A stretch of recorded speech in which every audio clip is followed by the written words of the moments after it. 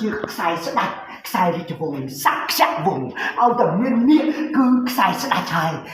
ជួយមើលហើយសក់នោះគ្រប់ម៉ូតសក់ទាំងអស់ជនជាតិគួយជនជាតិគ្រឹងជនជាតិតំពួនជនជាតិចរាយជនជាតិអីបកែកាត់ដែកទាំងអស់គ្នាជនជាតិអីម៉ែជនជាតិអីបកែកាត់ដែកគឺជនជាតិគួយតែខ្មែរយើងអាចហៅគួយទេគួយកដេះ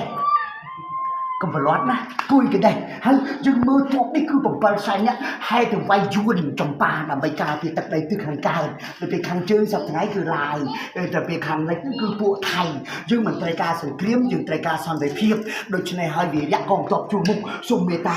ថែទាំសុខភាពថែទាំសុខភាពពីព្រោះសង្គមយើងនេះរដ្ឋាភិបាលប្រជាជនដែលទ័ពជួរក្រោយនេះកំពុងតែផលិតមីផលិតអំបោកផលិតអីទៀតផលិតគ្រឿងហូបចុកយើងជាខ្មែរឲ្យស្គាល់ខ្មែរពលិខ្មែរគុំទៅទិញរបស់ថៃតទៅទៀតពីព្រោះយើងឈឺចាប់ដើម្បីអីដើម្បីឲ្យឈឺចាប់ដើម្បីបង្កើតអ្វីដែលជាខ្មែរយើងធ្វើបានខ្មែរធ្វើបានកុំឲ្យនិយាយតែមាត់សូមឲ្យមន្ត្រីរាជការបុគ្គលិករដ្ឋាភិបាលទាំងអស់មានកម្លាំងមានសមត្ថភាពក្នុងការផលិតអប់រំកូនចៅយើងមន្ត្រីឃុំមន្ត្រីសង្កាត់មន្ត្រីតាមជនបទអាជ្ញាធរដៃដីមេតាកុំផឹកស្រាតែផឹកស្រាគឺឈួតហើយសិតតែឡប់ហើយកុំផឹកវីស្គីស្រាមួយដុំសិត$7,000អ្នកណាដែលកសិករឯណាដែលមានលុយទៅទិញនោះសូមឲ្យលោកអ្នកនឹងជួយផលិតផល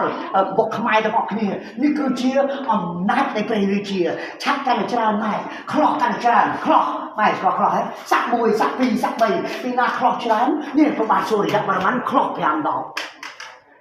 បាននេះទៅ15មកដណ្ដប់ពីដណ្ដប់ទៅដណ្ដប់ទៅដណ្ដប់សូមឲ្យបានសក់ទាំងអស់គ្នាជាតិព្រោះអីជាតិលៀបព្រោះអីជាតិព្រោះក្រហមហេក៏គ្នាលៀបព្រោះអីលៀបព្រោះក្រហមគឺជាតិចុះសាសនាព្រោះអីអសចុះព្រោះខៀវឪពុកម្ដាយជាតិសាសនាព្រះមហាក្សត្រចាំមកកូនចាំណាអរគុណច្រើនគុណសុខភាពល្អអរគុណមកឈ្មោះថាបុកអរមវិស្ណុលោកជាឋានរបស់ព្រះវិស្ណុប្របាទសូរិយៈបរម័នទី2ព្រះអង្គបានបូជាឈាមស្រស់មានទ័ពអគ្គមានជាការបូជាឈាមស្រស់ដើម្បីការពារទឹកដីដែលទឹកដីឲ្យខ្មែរសល់សប្តាហ៍នេះគឺបូជាឈាមស្រស់សូមឲ្យជួយខ្មែរលើកស្ទួយខ្មែរទាំងអស់គ្នាអរគុណច្រើន